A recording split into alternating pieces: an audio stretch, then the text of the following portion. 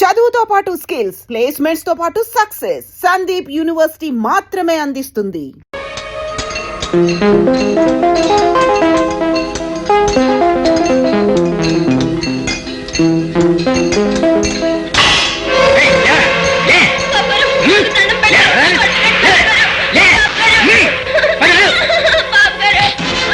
Rascal, నువ్వు మనిషివా పశువా? డబ్బు పేరు చెప్పి కన్నవాళ్ళ నుంచి పసివాళ్లను విడదీసి జాలి దయా లేకుండా మండుటెండలో వాళ్లతో పనులు చేయిస్తావా? ఇదిగా నేనా వడ్డీ వ్యాపారిని. నాకు డబ్బు ముఖ్యం. 1000 రూపాయలు అప్పిస్తాను. పొలం నా పేరు తాకట్టు అవుద్ది. నెలకి 1000కి 100 రూపాయలు వడ్డీ. ఆ వడ్డీయే ఆ పిల్లోడికి నెల జీతం. మరి వాళ్ళు వడ్డీ కట్టక్కర లేకుండా, నేను నెల జీతం ఒక్కర లేకుండా ఆ పిల్లోడి చేతే పనులు చేయించుకుంటుంటాను. ఇది నా పాయింట్. ప్రపంచంలో ఏ కోర్టుకి వెళ్ళినా తిరుగుండదు. వెళ్ళి చూడు కావాలంటే.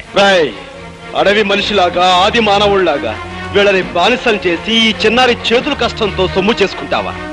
వాళ్ళ తల్లుల కడుపు సోకం నేను నిలువునా కూల్చి పారేస్తుందిరా. ఇదిగా మునీశ్వరుల్లా ఊరికే చేపన అర్థాలు పెట్టం కాదు. 5000 సొమ్ము నా ముఖాన కొట్టు.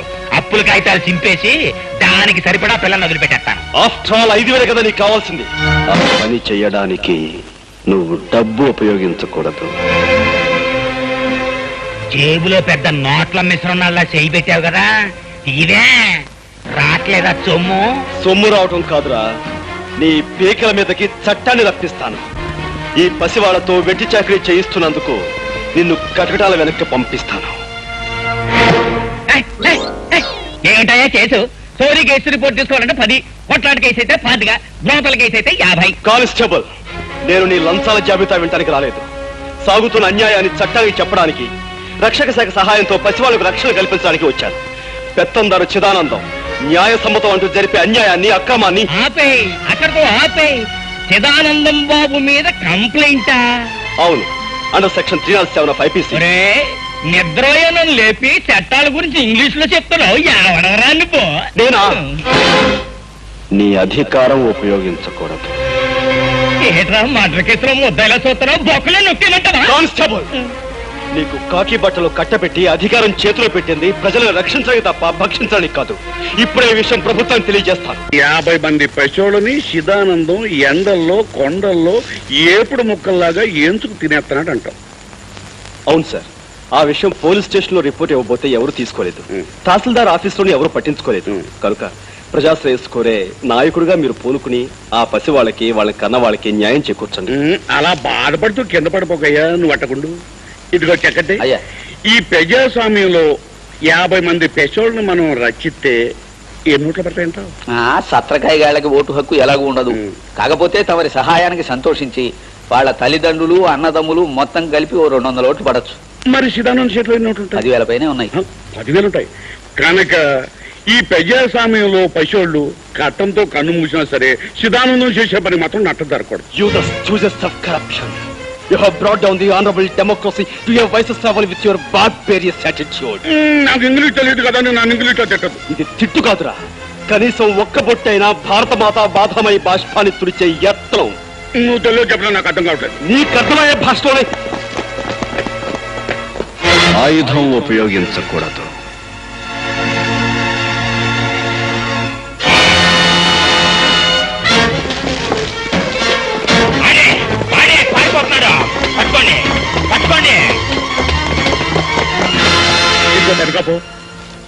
ఆయన్ని పోలీసులు పట్టుకునే లోపల మన మనుషులు పెట్టి ఆయన్ని చంపించాయి. పోలీసులు ఎన్కౌంటర్ లో చచ్చిపోయిందని రాంచేద్దాం. నాతో ఫ్రెండ్షిప్ మొదలెట్టాక నీకు కూడా ఎండన విడియాలు వస్తున్నాయి.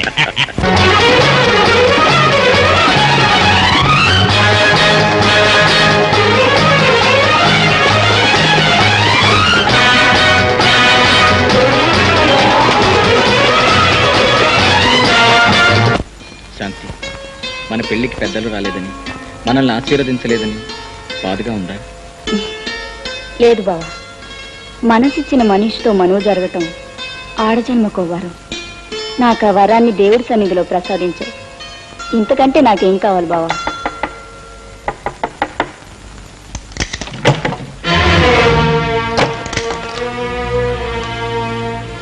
అవునే, నువ్వు ఏంటన్నయ్య, ఏం జరిగింది? అవన్నీ తర్వాత చెప్తాను. క్షమించండి, రాకుండా సమయంలో వచ్చాను. నేను ఇంటిగా బయటికి వెళ్ళిపోతాను. ఆగన్నయ్య, నిన్ను చూస్తుంటే ఏదో ప్రమాదంలో ఉన్నట్టున్నావు. అసలు ఏం జరిగింది? అదేనమ్మా, చిదానందం చేతిలో చిక్కుకున్న పసివాళ్ళని రక్షించడానికి వచ్చాను. కానీ వాళ్ళ మనుషులు, పోలీసులు నా ప్రాణం తీయడానికి నా వెంటపడ్డారు. నేనే కనుక వాళ్ళ చేతిలో చనిపోతే ఆ పసి వాళ్ళకి ఏ దిక్కు ఉండదమ్మా. అందుకే వాళ్ళ నుంచి తప్పించుకోవాలని. మరేం పర్వాలేదు అన్నయ్య, నీకేం భయం లేదు. బావా, అన్నయ్యని ఎలా అయినా కాపాడుకోవాలి. నీ కోసం, నా కోసం కాదు, మన లాంటి వాళ్ళందరి కోసం అన్నయ్యని కాపాడుకోవాలి.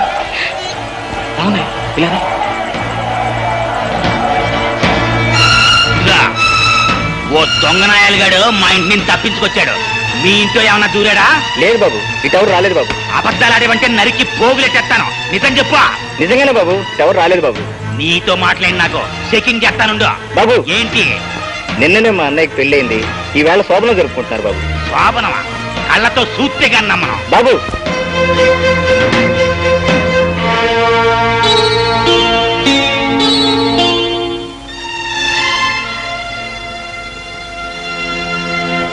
అడికి లేడుగానే ఈ చుట్టుపక్కల ఎక్కడో దాక్కుని ఉంటాడు. మొత్తం ఎతకండి. కనపడగానే నరికి అవతల పాడేయండి. ఆడికి ఆశ్రయం ఇచ్చిన కూడా నరికి అవతల పాడేయండి. ఎవడర్థం వస్తాడో చూస్తాను.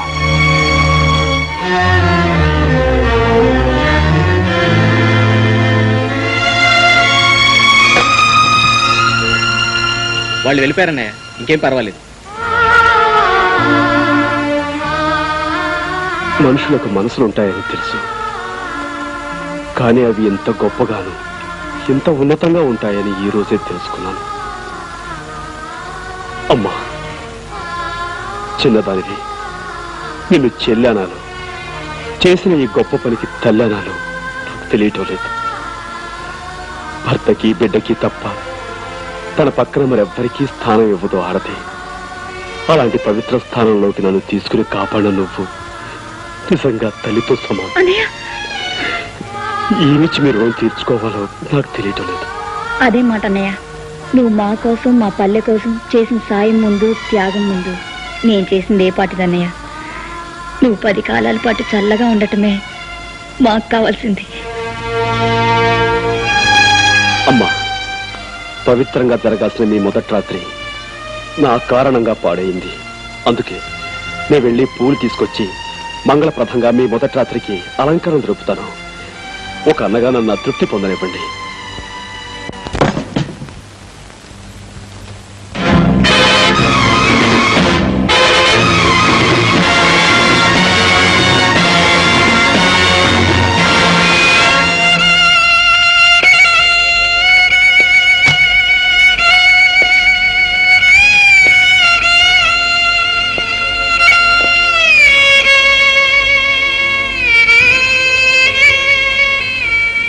కనపడగానే నరికి అవతల పాడేయండి.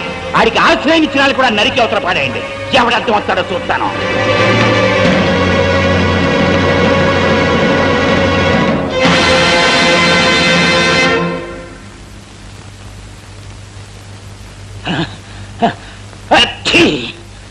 ఇవాళ పిలవకుండానే వచ్చిందేంటి తుమ్ము?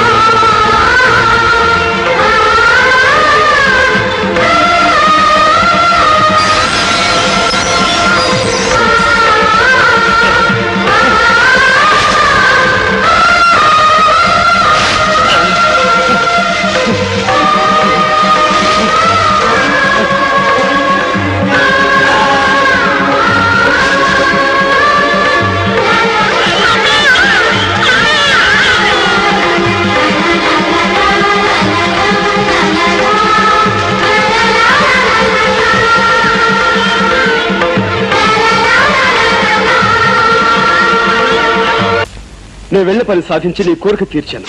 ఎస్. నిజంగానా? అవును. నువ్వు చెప్పిన పసివాడిని ఒక్కడే కాదు, ఎందరో తనలో కన్నబిడ్డల్ని ఆ కసాయి పెత్తందారుల చేతుల్లోంచి రక్షించాను. వాళ్ళ బానిసత్వానికి ముగింపు పలికి వాళ్ళ బ్రతుకులు కొత్త మలుపు తిప్పి. ఎలా సాధించావు ఆ పనిని? ఆ షావుకారుని గొడ్డలతో నరికి చంపేశాను.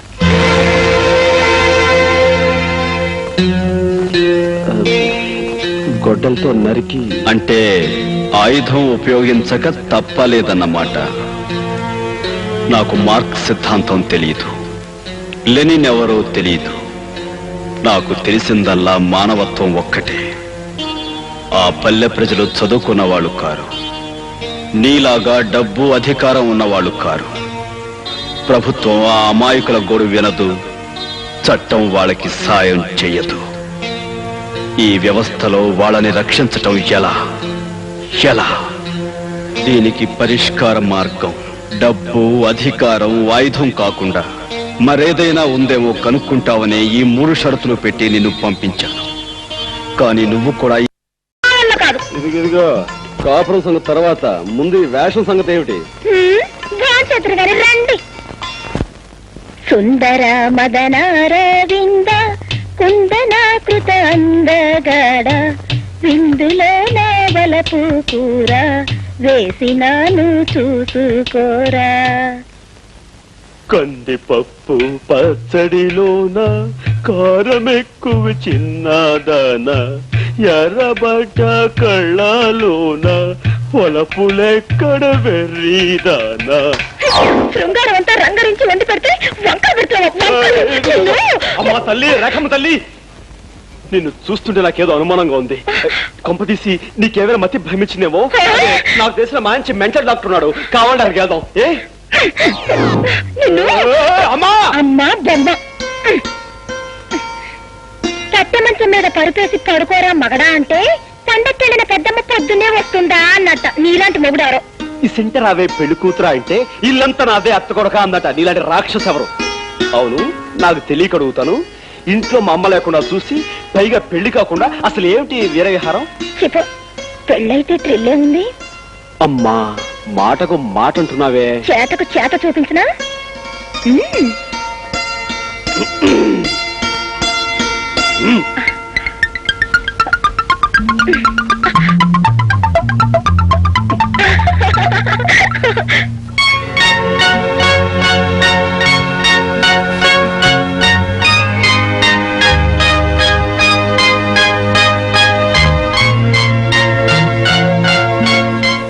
అమలు జరుగుతుంది. I'm sorry.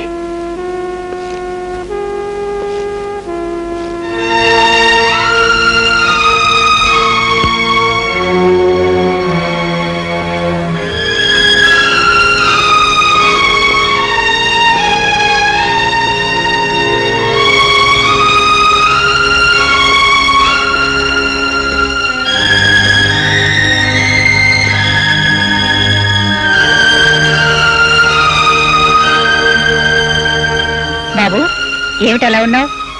ఆయుధాన్ని అధికారం ఉరి తీయబోతోందమ్మా. బాబు ఏమిటి నువ్వు అనేది? గండ్రగొడ్డల్ని ఎల్లుండి ఉరి తీయవలసిందిగా పైనుంచి ఆర్డర్స్ వచ్చాయి.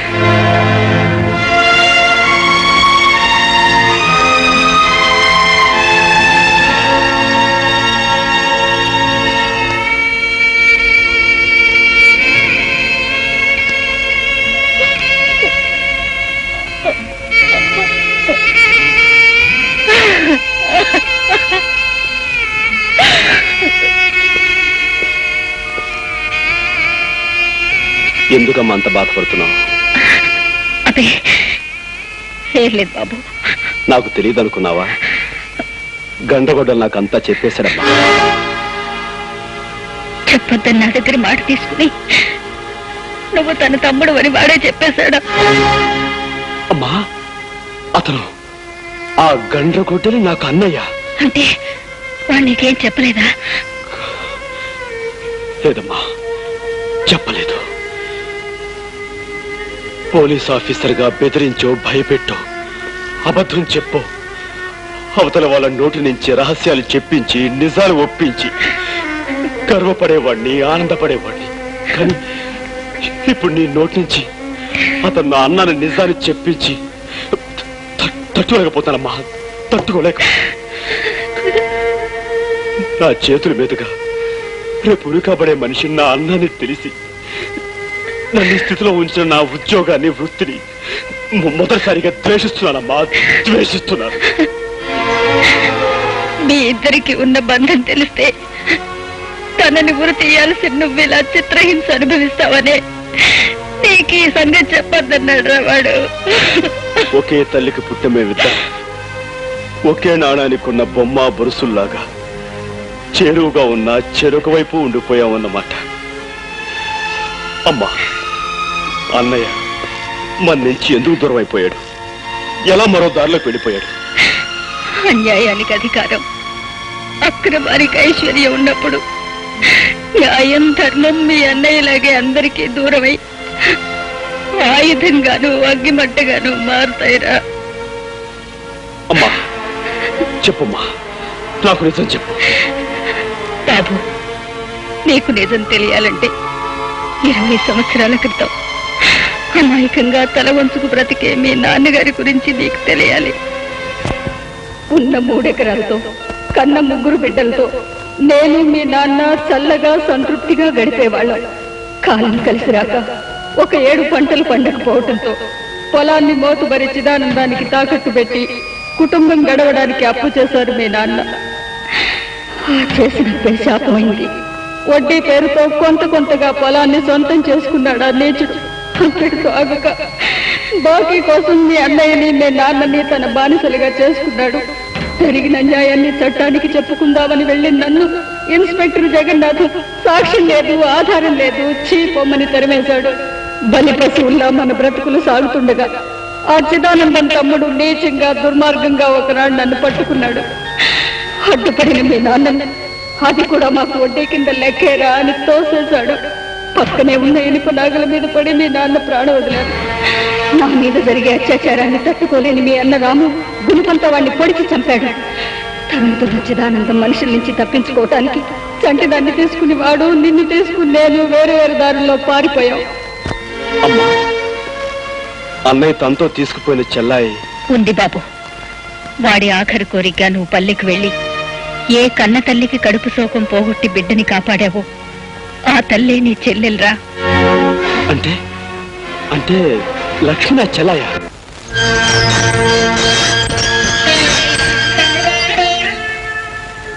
అన్నయ్య, ఆగలేని అమ్మ మనసు అన్నీ చెప్పేసిందన్నమాట. ఆఖరి నిమిషంలో అన్నీ తెలిసాయి అన్నయ్య. నువ్వు నన్ను పంపించింది మన చెల్లెల దగ్గరికే నాకెందుకు చెప్పలేదు? ఏ చెల్లిరా? ఆ పల్లెలో అందరూ నాకు చెల్లెళ్ళే.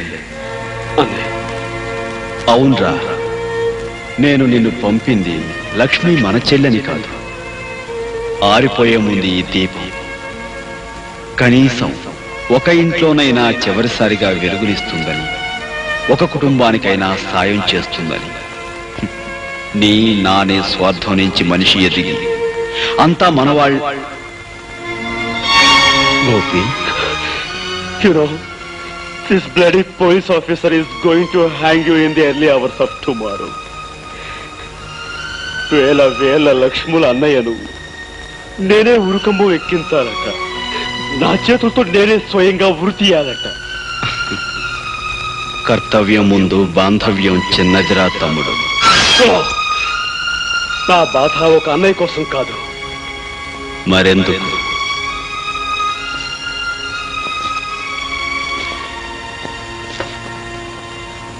ఎంత చిన్న ప్రశ్న, కానీ సమాధానం మాత్రం మన సమాజం అంత పెద్దది, మన రాజ్యాంగం అంత క్లిష్టమైనది. Now I'm proud of you Gopi. నిన్ను చూసి నిజంగా నేను గర్వపడుతున్నాను రా. Go head. నీ దారిలో నువ్వు, నా గమ్యానికి నేను. ఈ కథకు ముగింపింతే. Go head.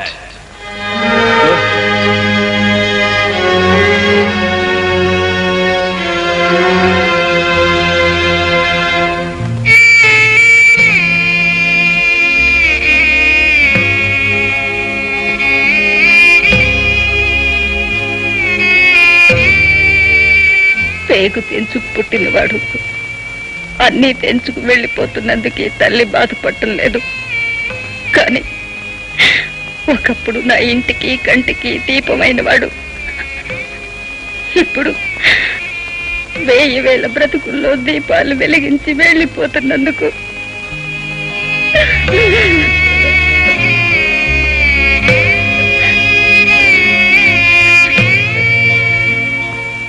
అమ్మా, ఒరే కన్నా, ఇన్నేళ్ల తర్వాత కనిపించిన ఈ బిడ్డకి ఈ కన్న తల్లి ఏమి చేయగలదు, ఏమివ్వగలదురా? 10 మందికి సాయపడటానికి ఈ జన్మనిచ్చావమ్మా. ఇంతకంటే ఏమివ్వాలి? అమ్మా, ఒకే ఒక్క కోరిక అడగాలనుంది, అడగమంటావా? అడగరా నాన్న, ఏం కావాలి? అడగయ్యా, అడగరా. అమ్మా, తొలిసారిగా నీ చేత్తో గోరుముద్దలు తినిపించావు. అలాగే ఆఖరిసారిగా నీ చేత్తో అన్నం ముద్ద తినాలనుందమ్మా. రాము,